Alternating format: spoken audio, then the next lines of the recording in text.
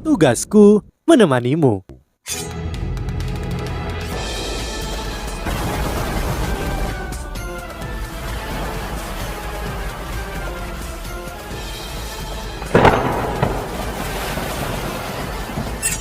Hai sahabat Pasuk, kembali lagi bersama alur cerita versi novel Solen 2 Sekte Tang yang tak tertandingi. Jangan lupa like, subscribe, dan nyalakan tanda lonceng. Mari kita lanjutkan. Ya, hanya rohnya, tanpa kekuatan spiritual yang menyertainya. Roh manusia sangat lemah, begitu mereka meninggalkan tubuh seseorang. Mereka akan terus menghilang. Saat dia menyadari rohnya meninggalkan tubuhnya, dia dengan cepat menyadari bahwa ada juga lapisan putih samar di sekeliling arwahnya yang sepertinya melindunginya agar tidak menghilang. Dengan rohnya saat ini di udara, Wo Yuhao bisa melihat Tang Wutong dan dirinya sedang berkultivasi. Cahaya putih lembut mengelilingi tubuh mereka dan Wo Yuhao masih bisa dengan jelas merasakan kekuatan jiwa, kekuatan spiritual, dan emosi mereka yang melebur. Apa yang terjadi? Mengapa rohku meninggalkan tubuhku? Wo Yuhao berusaha mengendalikan dirinya dan kembali ke tubuhnya, tapi dia menyadari betapa terkejutnya dia tidak bisa membuat rohnya bergerak sama sekali. Pada saat berikutnya, semacam kekuatan aneh muncul di sekitar dan langsung menarik rohnya keluar dari pavilion Dewa Laut. Begitu rohnya keluar dari pohon emas, itu mulai naik ke langit. Matahari bersinar di luar dan menyinari seluruh Akademi Strike. Tetapi, sedikit kepanikan masih muncul di pikiran Wo Yuhao. Ini adalah pertama kalinya dia menemukan situasi yang aneh. Dia tahu apa yang akan terjadi. Rohnya telah meninggalkan tubuhnya dan terus naik ke udara. Itu bukan perasaan yang hebat. Wo Yuhao bisa merasakan dirinya semakin jauh dari tubuh aslinya. Meskipun inderanya masih terhubung, dia tidak bisa mengendalikan gerakan rohnya di langit sama sekali. Mengapa ini terjadi? Apa yang terjadi padaku? Wo Yuhao tidak bisa menemukan jawabannya. Ketakutan yang intens dan kepanikan mulai merasuki benaknya. Dia telah melalui begitu banyak untuk mendapatkan Tang Wutong kembali ke sisinya, namun rohnya meninggalkan tubuhnya dengan cara yang aneh. Apa yang sebenarnya terjadi? Apa yang terjadi? Tidak, aku tidak ingin pergi. Aku tidak ingin meninggalkan Wutong. Aku masih harus melindungi dan mencintainya. Ketakutan dan kepanikan yang hebat menyebabkan gelombang riak emosi akut menyebar dari rohnya ketika dia mencoba untuk berjuang keluar dari pengekangan yang mengikat gerakannya. Tepat pada saat ini, aura lembut tiba-tiba menyelimuti rohnya. Aura ini sangat aneh karena tampaknya ada sejumlah besar emosi murni yang bergelombang di dalamnya. Setelah itu muncul Wo Yuhao merasakan perasaan yang sangat nyaman melalui rohnya, seolah-olah dia telah tenggelam dalam air hangat. Perasaan bergizi ini membuatnya sangat nyaman sehingga ia ingin mengerang. Semua jejak panik, ketakutan, dan emosi negatif menghilang tanpa jejak. Sebaliknya, perasaan kecil kenyamanan dan kepercayaan muncul. Apa yang sebenarnya terjadi? Wo Yuhao sangat cerdas. Ia langsung menganalisis. Aura yang dipenuhi dengan kenyamanan yang telah merasuki rohnya segera membuatnya sadar bahwa rohnya meninggalkan tubuhnya bukan karena kultivasinya sendiri, melainkan beberapa kekuatan eksternal telah secara paksa menarik rohnya dari tubuhnya. Semua perasaan negatif dalam rohnya telah tersapu, sehingga semua yang tersisa adalah benar-benar takjub. Kekuatan seperti apa yang bisa dengan paksa menarik rohku keluar dari tubuhku? Kekuatan spiritual Wo Yuhao telah mencapai ranah material konkret. Selain itu, ia juga memiliki tengkorak takdir milik Wang Qur dan keterampilan adjudikasi takdir yang memberinya kekebalan terhadap 3 jenis serangan spiritual per hari. Saat itu, Kaisar Tiran Mata Jahat tidak mampu membunuh Wo Yuhao dengan serangan yang sangat kuat karena ia menggunakan adjudikasi takdir untuk melarikan diri dengan hidupnya. Namun, kekuatan yang saat ini mengendalikan rohnya telah membuatnya tidak bisa menolak sama sekali seberapa kuat lawannya harus mencapai ini. Meskipun Wo Yuhao tidak yakin mengapa ini terjadi, dia bisa merasakan bahwa siapapun yang melakukan ini padanya harus menjadi individu yang sangat kuat, yang tidak memiliki niat buruk terhadapnya. Jika tidak, orang ini tidak akan menenangkan emosi negatifnya. Mungkinkah ini adalah perbuatan dari Limit Doulo yang telah menyembunyikan dirinya dari mata publik yang mengintip? Dan tidak mungkin sembarang Limit Doulo. Ya pasti Limit Doulo, tipe spiritual yang kekuatannya jauh melebihi Dewa Naga Doulo dan Naga Suci Kegelapan. Ini satu-satunya penjelasan yang mungkin. Faktanya, Limit Doulo ini bisa jadi jauh lebih kuat daripada Dewa Binatang di Tian. Jika tidak, mengapa Dewa Binatang di Tian gagal melindungiku? Dengan skala terbaliknya, hanya ada satu jawaban.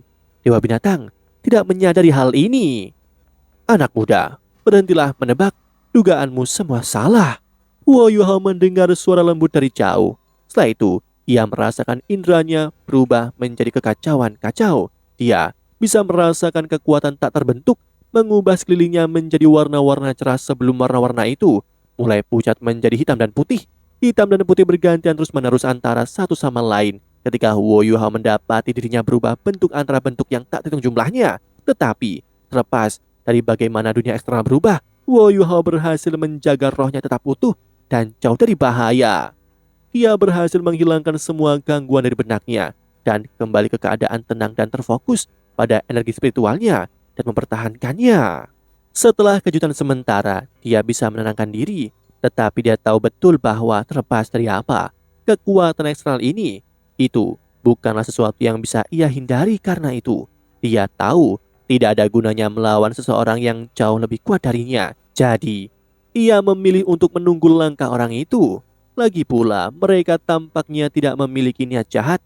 Dia hanya menculik rohnya karena aku tidak tahu apa yang Anda lakukan. Yang bisa aku lakukan hanyalah menunggu. Meski itu hanya sebentar, rasanya seperti selamanya. Lingkungannya tiba-tiba menjadi jelas dan sangat mengejutkan. Wo Yuhao mendapati dirinya mendapatkan kembali kendali atas rohnya. Dia berada di lembah pegunungan. Lembah yang tampaknya tidak terlalu unik. Itu dipenuhi dengan bunga-bunga mekar serta rumput dan pohon-pohon yang tampaknya memancarkan vitalitas. Pohon-pohon yang tinggi dan agung menyebarkan cabang dan daunnya untuk membentuk kanopi yang teduh. Di atas lembah di langit, awan pelangi melayang dari waktu ke waktu. Wo Yuhao telah kembali menjadi manusia, tetapi ya saat ini dalam bentuk spiritualnya. Satu-satunya persepsi yang dimilikinya tentang dunia ini adalah ini sangat nyaman. Pada saat ini pikiran aneh terbentuk di kepalanya. Alangkah indahnya jika aku bisa menghirup udara segar di dalam lembah ini. Udara di lembah ini harus sangat menyegarkan. Itu diisi dengan ki alamiah langit dan bumi. Dia mendapati dirinya melesat menuju kedalaman lembah tanpa sadar dan jalan bebatu segera muncul di depan kakinya. Jalan setapak yang diapit oleh berbagai flora di sebelahnya meluas ke kedalaman lembah. Dengan pengalaman yang dimilikinya, Wo Yuhao mampu mengidentifikasi banyak tumbuhan dan herbal berharga, namun masih ada begitu banyak tanaman yang tidak bisa dikenali. Tiap dari mereka tampaknya dipenuhi dengan energi spiritual.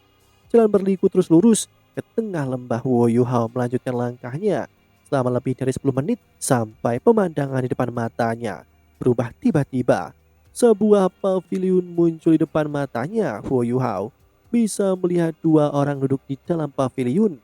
Ada seorang pemuda tampan di sebelah kiri yang tampak berusia sekitar 27 tahun.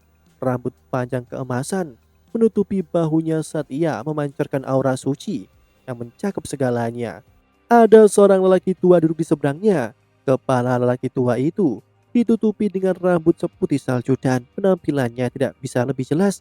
Namun ia tampaknya tidak memiliki kelelahan dan getaran tanpa jiwa yang mengganggu kebanyakan orang lanjut usia. Keduanya tampaknya tidak memancarkan fluktuasi energi spiritual dan tampaknya asik dengan permainan catur mereka. Wo Yuhao tidak tahu apa-apa tentang catur, tetapi dia yakin bahwa dua orang di depannya adalah orang-orang yang telah menghubungkan rohnya ke tempat yang seperti surga ini. Meskipun dia tidak tahu di mana tempat ini, dia sudah menenangkan dirinya. Setelah dibawa ke sini, Wo Yuhao berjalan perlahan ke paviliun dan berhenti di dekat papan catur. Dia berdiri di sana dengan tenang dan mengamati permainan mereka. Meskipun Wo Yuhao tidak tahu cara bermain catur, dia tahu bahwa seseorang tidak boleh berbicara sambil menonton permainan catur. Tidak mengganggu permainan orang lain adalah masalah sopan santun. Permainan catur ini tampaknya akan segera berakhir. Alis pria tua itu terkunci dalam kerutan untuk waktu yang lama sebelum dia memindahkan bidang caturnya dengan ragu-ragu. Sebaliknya, pemuda itu bereaksi dengan sangat cepat dan percaya diri, seolah semuanya berjalan sesuai dengan perhitungannya. Guru, Anda telah kehilangan ketenanganmu.